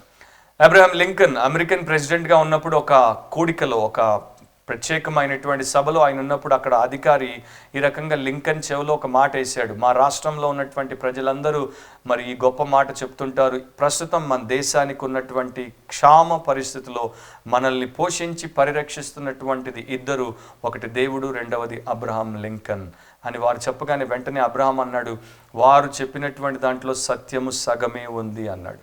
ఆయన ఉద్దేశం ఏంటి? వారు పూర్తిగా దేవుడికే ఆపాదించాల్సింది. అబ్రహాం లింకన్ ఎవరు? అబ్రహాం లింకన్ ఒక నిమిత్త మాత్రుడు, నరపుత్రుడు అని ఆయన యొక్క అర్థం. మనందరికీ తెలుసు 118వ కీర్తన 8-9 వచనాల్లో, మనుష్యులను నమ్ముకొనుట కంటే యెహోవాను ఆశ్రయించుట మేలు, రాజులను నమ్ముకొనుట కంటే యెహోవాను ఆశ్రయించుట మేలు, వారిని చూచుట కంటే యేసును చూచుట మేలు. అది ఎప్పుడు మనం మర్చిపోకూడదు. అండ్ ఈ రోజున అదే క్రైస్తవులకు, క్రైస్తవ లోకానికి అవసరమైంది. మనం చాలా డిస్ట్రాక్ట్ అయిపోయాం. మనం ప్రతి ఒక్కరిని చూస్తున్నాం, ప్రతి విషయాన్ని చూస్తున్నాం, ప్రతి వ్యక్తిని చూస్తున్నాం, ప్రతి వ్యవహారాన్ని చూస్తున్నాం. అవసరమైనటువంటి ఏకైక యేసును చూడట్లేదు. ఆయన నుండి మన దృష్టి మరలిపోయింది. అది మన పాపం. దాన్ని ఒప్పుకుందాం, మరలా మన దృష్టిని ఆయన మీదికి తీసుకుని వద్దాం. సో తర్వాత మీరు నెక్స్ట్ భాగంలో మీరు చూసుకున్నట్లయితే, ఆయన తన ఎదుట ఉంచబడిన ఆనందము కొరకై అవమానమును నిర్లక్ష్యపెట్టి సిలువను సహించి అని రాయబడింది. ఎంత చక్కని మాటలు! అవి ఎక్స్ప్లెయిన్ చేయడానికి నాకు టైం లేదని బాధ అనిపిస్తుంది, బట్ జస్ట్ పాయింట్అవుట్ చేస్తాను. మరి ఇక్కడ స్కాలర్ల అభిప్రాయం ప్రకారం 2 అర్థాలు ఉన్నాయి. ఆయన ఎదుట ఉంచబడిన ఆనందం. ఆయన ఎదుట ఉంచబడిన ఆనందం ఏంటి? తండ్రి చిత్తాన్ని పరిసమాప్తి చేస్తున్నాడు అండ్ నశించుచున్న దాన్ని వెదికి రక్షిస్తున్నాడు. నాశనానికి వెళ్ళబోయేటువంటి లక్షలాది మందిని పరలోకంలో నిత్య జీవానికి వారసులుగా చేస్తున్నాడు. వారి పేర్లు జీవ గ్రంథం నుండి కొట్టి వేయబడకుండా వారి పేర్లన్నింటినీ గొర్రెపిల్ల జీవ గ్రంథంలో రాస్తున్నాడు. ఇంకా చాలా చేస్తున్నాడు. ఇవన్నీ కూడా దేవుని యందు ఆయనకున్నటువంటి ఆనందానికి చిహ్నాలు. కాకపోతే మరికొంతమంది అభిప్రాయం ఏంటంటే ఆయన పరలోకంలో తండ్రి రొమ్మున ఆనుకుని పరమదూతల స్తుతి గానాలు అందుకుంటున్నప్పుడు అంత అద్భుతమైన మహిమలో నివసించేటువంటి సమీపింపరానటువంటి తేజస్సులో ఉన్నటువంటి ఆ మహాప్రభువు ఆ ఆనందాన్ని నీ ఆత్మరక్షణ కొరకు, నా ఆత్మరక్షణ కొరకు నశించే మనము, వేరైపోయిన మనల్ని తిరిగి దేవుడితో సమాధానపరిచి దేవుని పిల్లవుటకు అధికారం ఇవ్వడానికి దాన్ని అంతటినీ విడిచిపెట్టి ఈ లోకానికి వచ్చాడు. అండ్ ఈ లోకానికి ఎందుకు వచ్చాడు? ఏం పొందడానికి వచ్చాడు? అవమానమును నిర్లక్ష్య పెట్టి సిలువను సహించి, అంటే అవమానాన్ని అండ్ సిలువను ఆయన ఎదుర్కోవడానికి ఈ లోకానికి వచ్చాడు. ఇప్పుడు చెప్పండి, మీకు ఎవరైనా వచ్చి చెప్పాలా ఇలాంటి ప్రభువును మీ పూర్ణ హృదయంతో, పూర్ణ ఆత్మతో, పూర్ణ మనసుతో, పూర్ణ బలంతో ప్రేమించండి అని చెప్పండి. ఎవరైనా మీకు వచ్చి చెప్పాలా ఇలాంటి ప్రభువుకి ప్రార్థన చేయండి అని? ఎవరైనా చెప్పాలా మీకు ఇలాంటి ప్రభువుని స్తుతించండి, ఇలాంటి ప్రభు పని చేయండి, ఇలాంటి ప్రభువును ప్రకటించండి, ఇలాంటి ప్రభువు అనేకులకు అందుబాటులో ఉండినట్లు మీరు సాయశక్తుల పరిచర్యలు జరిగించండి అని ఎవరైనా మీకు చెప్పాలా? అలా ఎవరైనా చెప్పాల్సి వస్తే నిజంగా మీరు ఇంకా రక్షణ పొందలేదు, మీరు నూతన సృష్టిగా మార్చబడలేదు, మీరు ఇంకా పాత రోత మనుషులే అని రాత్రి దేవుడి సేవకుడిగా నేను మీకు చెప్తున్నాను. సో ఈ రకమైనటువంటి దేవుణ్ణి కలిగి వెంబడించి విశ్వాసముతో పాడి కొనియాడేటువంటి వాడి జీవితం ఏ రకంగా ఉండాలి, ఆ స్త్రీ జీవితం ఏ రకంగా ఉండాలి అని దేవుడి వాక్యము 2000 సంవత్సరాల సంఘ చరిత్ర మనకి మరి కొరడా దెబ్బలాగా చూపిస్తున్నప్పుడు అది మనం తెలుసుకోకుండా ఉండలేం. సో యేసయ్య ఈ లోకంలోనికి పరలోకాన్ని విడిచి వచ్చాడు. ఈ లోకంలో ఆయన ఏ స్థితిలో పుట్టాడో మీకు తెలుసు, ఏ స్థితిలో పెరిగాడో తెలుసు, ఏ ప్రాంతాలు తిరిగాడో తెలుసు, ఏ రకంగా దుయ్యబట్టబడ్డాడో, దూషించబడ్డాడో, శ్రమల పాలయ్యాడో, సిలువకు వేయబడ్డాడో అండ్ ఏ రకంగా నేరస్తుల మధ్యలో నేరస్తుడిగా చనిపోయి తిరిగి లేచాడో తెలుసు. ఈ ప్రభు అందరిలోకెల్లా అతి శ్రేష్ఠుడు, అతి కాంక్షణీయుడు, అతి సుందరుడు అండ్ ఈయన అతి పవిత్రుడు అండ్ అతి జ్ఞానము కలిగినటువంటి వాడు, అతి శక్తిమంతుడు అండ్ అతి స్తుతులకు పాత్రుడు. ఇలాంటి వాడు అవమానాలు అండ్ సిలువకు తను అప్పగించుకోవడానికి వచ్చాడు. ఇక్కడ పాఠం నేను నేర్చుకున్నాను, మీరు కూడా నేర్చుకోవచ్చు. నా గురించి ఎవరైనా చెడు చెప్పినప్పుడు, నన్ను ఎవరైనా విమర్శించినప్పుడు, నన్ను ఎవరైనా చిన్న చూపు చూసినప్పుడు, నా గురించి ఇంకెవరైనా ఏదైనా చెడు చేయబోయినప్పుడు ఫీల్ అవ్వకూడదని. ఎందుకంటే అసలు నేను ఏ పాటి వాడిని, నేను ఆ యొక్క ధూళిని బూడిదను అని అబ్రహాం అన్నట్టు ఆ యొక్క ధూళిని బూడిదను ఆయనే అంతగా తగ్గించుకున్నప్పుడు నేనే పాటి వాడను ఆ రకంగా నన్ను హెచ్చించుకోవడానికి? నన్ను వీరంటారా, నన్ను వారంటారా, నన్ను వీరు చూస్తారా, నన్ను వారు చేస్తారా అని నేను వారి మీదకి వీరి మీదకి కాలు దొయ్యడానికి. సో ఒక గ్రేట్ లెసన్ ఏంటంటే ఆ మాస్టర్ తను తాను హంబుల్ చేసుకున్నప్పుడు మనము మాన్స్టర్ల వంటి వారు మనల్ని మనం ఇంకెంత హంబుల్ చేసుకోవాలో మీరు ఆలోచించండి. అండ్ చాలామంది క్రిస్టియన్లకి అలాంటి ఆలోచన లేదు, అది దురదృష్టకరం. ఓకే, ఆయనను గురించి ఇంకొక విషయాన్ని ఒక పిక్చర్ ద్వారా ఒక చరిత్రకారుడు, అంటే ఒక అద్భుతమైనటువంటి హిస్టోరియన్, పెయింటర్ ఈ రకంగా పెయింట్ చేశాడు. మిలాన్ అనేటువంటి నగరంలో దీన్ని పెట్టారు. దాంట్లో ఒక కెరూబు, ఒక చిన్న కెరూబు ఒక రోజున యేసుప్రభు శిరస్సుకు వారు పెట్టిన ముళ్ళ కిరీటాన్ని చేతబట్టుకొని ఆ పొడవాటి ఆ యొక్క పదునైనటువంటి ముళ్ళును తన వేలుతో తాకి చూసి నొప్పి తగలట్లేదే అని బాధపడిపోతున్నాడు. సో అప్పుడు ఈ యొక్క చిత్రకారుడు ఏం చూపించాడు? కెరూబు వేరే జాతికి సంబంధించినటువంటి జీవి, అది ఈ పాపిష్టి లోకానికి సంబంధించింది కాదు అండ్ ఇక్కడ జన్మించలేదు. ఈ పాపము అండ్ ఈ యొక్క నరకము, ఈ యొక్క రక్షణ ఆవేదన వాటికి తెలియవు కనుక, ఏంజిల్స్కి అవి తెలియవు కనుక నొప్పి కూడా తెలియదు. కానీ యేసు ప్రభు నరుడిగా వచ్చాడు. దేవుడు 100% గాడ్, 100% మ్యాన్గా మారి మ్యాన్ యొక్క మిజరీని తన మీద మోపుకుని దానికి ఆయన సొల్యూషన్, సాల్వేషన్ని ఇచ్చాడు కనుక ఆయనకి తెలిసినట్టు దూతలకు తెలియదు అన్నది ఆ చిత్రకారుడి యొక్క భావం. సో ఈ రోజున దూతలకైతే తెలియదు, కానీ దేవుని బిడ్డలకైతే తెలియాలి కదా, దేవుని యందు ఉన్నటువంటి వారికి అయితే తెలియాలి కదా. క్రీస్తు మనస్సును కలిగిన వారు, దేవుని ఆత్మను కలిగిన వారు, దేవుడి వాక్యాన్ని చదువుతున్న వారికి తెలియాలి కదా. అది మీరు నేను ఆలోచించాల్సినటువంటి విషయం. నెక్స్ట్ ఆయన చెప్తున్నాడు, ఇదంతా చేసిన తర్వాత దేవుని సింహాసనం యొక్క కుడి పార్శ్వమున ఆసీనుడై ఉన్నాడు. సో యోహాను 19:30 మనకు తెలుసు, సమాప్తమైనదని చెప్పాడు. దేవుడి చిత్తాన్ని పరిసమాప్తం చేసిన తర్వాత విజయ ఉత్సాహంతో ఆయన తిరిగి దేవుడి సన్నిధిలో దేవుడి సింహాసనం పక్కన కూర్చున్నాడు.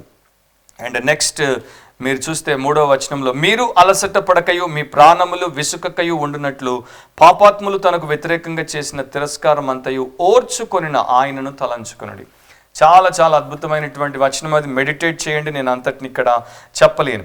సో పాపాత్ములు తనకు వ్యతిరేకంగా చేసినటువంటి ప్రతి విషయమును ఆయన ఏ రకంగా ఓర్చుకున్నాడో దానిని మీరు నేర్చుకోవాలంటే ఆయనను తలంచుకోవాలి. Consider him, ponder upon him, focus on him or evaluate him అని మనం చెప్పొచ్చు. సో యేసును ఎలా చూస్తారంటే ఒక వజ్రాన్ని, ఇది చాలా ప్రశస్తమైన మరి విశిష్టమైన వజ్రం అని ఒక వర్తకుడు తెచ్చి ఇంకొకరి చేతిలో పెడితే వాడు దాన్ని ఎంత క్షుణ్ణంగా, దీని వాల్యూ రియల్గా అంతే ఉందా, దీని విశిష్టత రియల్గా అంతే ఉందా అని ఎంత జాగ్రత్తగా చూస్తాడో అంత జాగ్రత్తగా చూడడం అన్నమాట. మీరు కొత్తగా గ్యాడ్జెట్ కొన్నప్పుడు దాన్ని చాలా జాగ్రత్తగా దాని ఫీచర్స్ అన్నీ చూస్తారు చూడండి, దానికన్నా ఇంకా 10 కోట్ల రెట్లు ఎక్కువ జాగ్రత్తతో చూడడం అన్నమాట. ఎందుకంటే జీసస్ని కన్సిడర్ చేయడానికి మనకు చాలా ఓర్పు అవసరం అండ్ చాలా నేర్పు అవసరం. అండ్ ఇవి మనము ఊరికే వచ్చేటువంటి విషయాలుగా ఎంచలేం, వాటికి సాధన అవసరం. అండ్ దానికి దేవుడు చక్కని మార్గాలు మనకిచ్చాడు. సో యేసు ప్రభువుని, ఆయన యొక్క జీవితాన్ని, ఆయన శ్రమలను మనం ఆ రకంగా అబ్జర్వ్ చేయాలి, కన్సిడర్ చేయాలి, నేర్చుకోవాలి. విచారకరమైనటువంటి ఒక మరి విషయాన్ని నేను ఇక్కడ మీ దృష్టికి తీసుకుని వస్తాను. యోహాను సువార్త 1వ అధ్యాయంలో 10-11 వచనాలు చదువుతున్నాను, జాగ్రత్తగా వినండి. గంభీరమైన భావముతో కూడిన వచనాలు అవి. ఆయన లోకములో ఉండెను, లోకం ఆయన మూలముగా కలిగెను, కానీ లోకం ఆయనను తెలుసుకొనలేదు. అది మీరు ధ్యానించండి, మెడిటేట్ చేయండి, వారమంతా ధ్యానించండి. వారమంతటికి సరిపోయేంత సరుకు దాంట్లో ఉంది. ఆయన లోకములో ఉండెను అండ్ లోకము ఆయన మూలముగా కలిగెను, లోకం ఆయనను తెలుసుకోలేదు. ఇప్పుడు ఇదే కదా పరిస్థితి మన చుట్టూ. జీసస్ అంటే చాలా మందికి తెలియదు. సో ఆయన పరిస్థితి. ఇప్పుడు 2వది చూడండి, ఇంకా విచిత్రంగా ఉంటుంది. ఆయన తన స్వకీయుల యొద్దకు వచ్చెను, ఆయన స్వకీయులు ఆయనను అంగీకరింపలేదు. ఆయన తన సొంత వారి దగ్గరికి వస్తే సొంత వారు ఆయన్ని అంగీకరించలేదు. లోకం అంటే ఆయన ఎరుగదు, ఆయన్ని అంగీకరించలేదు, ఆయన్ని తెలుసుకోలేదు. కానీ సొంత వారు, ఆయన తెలుసుకున్న వారు కూడా ఆయన్ని అంగీకరించలేదు. ఇప్పుడు దీన్ని నేను ఈ రకంగా మీకు ఒకవేళ అప్లై చేశాను అనుకోండి, ఆయన సంఘములో ఉండెను, సంఘము ఆయన మూలమున కలిగెను, ఆయనను సంఘం ఆయనను తెలుసుకోలేదు. సో ప్రస్తుత పరిస్థితి అంతే కదా. మనకేం తెలుసు, మనకి ఎంతసేపు పొద్దున్నుండి సాయంత్రం దాకా దేవుడు మన అవసరాలని తీర్చాలి, దేవుడు మనల్ని ఆపదలు రాకుండా కాపాడాలి, దేవుడు మనల్ని ఎప్పుడు ఆనందంగా హుర్రే హుర్రే యురేకా అనుకుంటూ ఊరేగిస్తూ ఉండాలి. ఇవి తప్ప ఇంకేవి మనకు తెలియవు కదా. సో దేవుడు పరిపూర్ణుడు, దేవుడు పరిశుద్ధుడు, దేవుడు ప్రణాళిక గలవాడు. ఆయన యొక్క ప్రణాళికలో మనం అనుకున్నటువంటి చిల్లుబుల్లి చిల్లర చిల్లర కోరికలు, ఈ విషయాలు లేనే లేవు. సో మనకు ఆ దేవుడు తెలియక, మనం తెలియక అదో గతి పాలైపోయేదానికి సాతాను చక్కని కుట్రలో మనుషుల్ని ఫిక్స్ చేసేసాడు. సో ఆయన సంఘములో ఉన్నాడు, ఆయన మూలంగా సంఘం కలిగింది, కానీ సంఘం ఆయనను ఎరుగదు. ఆయన తన స్వకీయుల దగ్గరికి, తన క్రైస్తవుల దగ్గరికి వచ్చాడు, కానీ వారు ఆయన్ని అంగీకరించలేదు. ఎందుకంటే ఆయనలో ఉన్న విశిష్టతలు వారు ఎరుగరు గనుక వారు ఆయనను హృదయానికి హత్తుకోలేదు. అందుకనే బైబిల్ అంటోంది, విశ్వాసమునకు కర్త దాన్ని కొనసాగించువాడైన యేసు వైపు చూచుచు. ఆయన్ని నీవు ఆ రకంగా చూసినప్పుడు తప్ప నీకు అర్థం అవ్వదు. 11వ అధ్యాయం హెబ్రీ విశ్వాస వీరులు ఉన్నారు. 12వ అధ్యాయము హెబ్రీ విశ్వాస వీరులు కాదు, విశ్వాసానికి మరి చాలా చాలా ఉన్నతమైనటువంటి స్థితినిచ్చినటువంటి ఆ యోధుడు ఉన్నాడు. వీళ్ళు విట్నెసెస్ అని మనం అంటే ఈయనను మనం విన్నర్ అని అనాలి. సో ఆ రకంగా నీ జీవితంలో యేసయ్యను నీవు చూస్తున్నావా, నీవు కలిగి ఉన్నావా అన్నది నీవు నేను వేసుకోవాల్సినటువంటి ప్రశ్న. అగస్టిన్ భక్తుడు ఈ రకంగా చెప్పాడు, ఒకానొక అద్భుతమైనటువంటి శ్రేష్టమైనటువంటి సన్నివేశం లేకపోతే దృశ్యం ఏంటంటే, నీవు పరలోకపు గవిని దగ్గరికి, గేట్ దగ్గరకు వచ్చినప్పుడు అక్కడ దూతలు నీ వైపు ఆకర్షించబడాలి, నిన్ను చూడాలి. అంటే మరి థియేటర్లు, యాంఫీ థియేటర్లు, పిరమిడ్లు, ఒబెలిస్క్లు కాదు. అంటే ఈ యొక్క నాటకశాలలు, ప్రదర్శనశాలలు, లేకపోతే క్రీడా స్థలాలు, లేకపోతే ఈ యొక్క చచ్చిన వారి పెద్ద సైజు సమాధులు ఆర్ స్తూపాలు కాదు. ఏం చూడాలంటే ఒక వ్యక్తి కీడును అనుభవించి మేలు చేయుటను వారు చూడాలి. సో నీ జీవితంలో ఒక క్రిస్టియన్గా, ఒక బిలీవర్గా, ఒక డిసైపుల్ ఆఫ్ క్రైస్ట్గా కీడును అనుభవించి మేలు చేసినప్పుడు, ఆ రకమైన జీవితం సాక్ష్యం కలిగి పరలోకపు ద్వారం దగ్గరికి నీ వచ్చినప్పుడు అక్కడున్న దూతలు నీ వైపు ఆకర్షించబడతారు. లేకపోతే నువ్వు ఏం తెచ్చినా కూడా వారి దృష్టిని నువ్వు ఆకర్షించలేవు అని 1500 years బ్యాక్ అగస్టీన్ రాశాడు. సో నా ప్రియ సహోదరి సహోదరుడా, మనము కీడును అనుభవించి మేలు చేయుటకు పిలువబడ్డాం అన్నది మనం ఎప్పుడూ మర్చిపోవద్దు. ఇక ఫైనల్ పాయింట్ ఆయన 4లో ఇంకొక మాట చెప్పాడు. దానికన్నా ముందు ఇది మీకు జ్ఞాపకం చేస్తాను, మీరు గ్రహించారో లేదో. మీరు అలసట పడక మీ ప్రాణములు విసుకక ఉండునట్లు. ఇదంతా ఆయన ఎందుకు కన్సిడర్ చేయమంటున్నారు? ఆయన స్థాయి శ్రమ మనకు రాలేదు, ఎన్నటికీ రాదు. ఆయన స్థాయి అవమానాన్ని మనం పొందలేదు, ఎన్నటికీ పొందము. ఆయన స్థాయి దూషణ మనకు కలుగలేదు, ఎన్నటికీ కలగదు. ఆయన స్థాయి మరణము, శ్రమ ఎన్నటికీ మనకు రాదు. అండ్ ఇంతవరకు మనం దాని యొక్క 1% కూడా చవి చూడలేదు. కనుక ఆయన్ని జ్ఞాపకం చేసుకుంటే ప్రస్తుతం మీరు ఎదుర్కొంటున్నటువంటి యొక్క చిన్న చితక, మరి స్మాల్ ఈ యొక్క లిటిల్ బిట్ విషయాల్లో మీరు చాలా ఈజీగా బయటికి వచ్చేయగలరు. ఈ చిన్న వాటితోనే మీరు కొట్టివేయబడితే మరి రేపు దేవుడిని ఏ రకంగా మహిమపరుస్తారు? కనుక వాటిని మీరు అస్సలు దృష్టించకండి, ఆయన్ని దృష్టించండి అని హెబ్రీ గ్రంథకర్త శ్రమల గుండా బయటికి వెళ్తున్న హెబ్రీ క్రైస్తవులకు చెప్తున్నాడు. అండ్ ఈ రాత్రి పరిశుద్ధాత్ముడు మనకు కూడా చెప్తున్నాడు. ఇంకొక మాట కూడా చెప్పాడు, మీరు పాపముతో పోరాడుటలో రక్తము కారునంతగా ఇంకను దానిని ఎదిరింపలేదు. సో ఇంకా ఎప్పటికి కూడా మనం ఎదురించలేం. మనము యేసు స్థాయిలో ఎప్పటికి కూడా ఈ పాపానికి వ్యతిరేకంగా పోరాటము చేయలేము. సో దేవుడి వాక్యంలో ఇంత చక్కగా యేసయ్య ద్వారా మనకు దేవుడు ఆదరణను అండ్ గొప్ప ధైర్యాన్ని అండ్ ఇంకా చాలా రకాలైనటువంటి ఆశీర్వాదాలను ఇస్తున్నప్పుడు, యేసును మన జీవిత కేంద్రంగా, మన దృష్టికి ఒకే ఒక గురిగా పెట్టుకుంటే మనము చాలా విషయాల్లో దేవుడి వాక్యంలో రాయబడినట్లు మన జీవితం ఉంటుంది, అనుభవం ఉంటుంది, సాక్ష్యం ఉంటుంది. అలాంటిది దేవుడు నీకు నాకు ఇవ్వడానికే ఈ క్రైస్ట్ కనెక్ట్ అనేటువంటి కార్యక్రమాన్ని ఏర్పాటు చేశాడు. నేను అనుకోలేదు ఈ రకంగా దేవుడు నడిపిస్తాడని, కానీ దేవుడు నడిపిస్తున్నాడు. ఏం చెప్పాలో చెప్తున్నాడు అండ్ ఏ రకంగా చెప్పాలో కూడా చెప్తున్నాడు. కనుకనే ఈ కార్యక్రమాన్ని మనము ఈ సమయంలో కలిగి ఉన్నాం. సెనెకా అనేటువంటి ఫిలాసఫర్ ఈ రకంగా అంటాడు, ఒక నిజమైనటువంటి అథ్లీట్, పరుగు పందెగాడు ఎవడు అంటే who saw his own blood, తన సొంత రక్తాన్ని కళ్ళారా చూచిన వాడే. నీవు క్రీస్తు కొరకు జీవించుటలో లేక పాపానికి వ్యతిరేకంగా పోరాడుటలో ఆ స్థాయి దాకా వచ్చావా?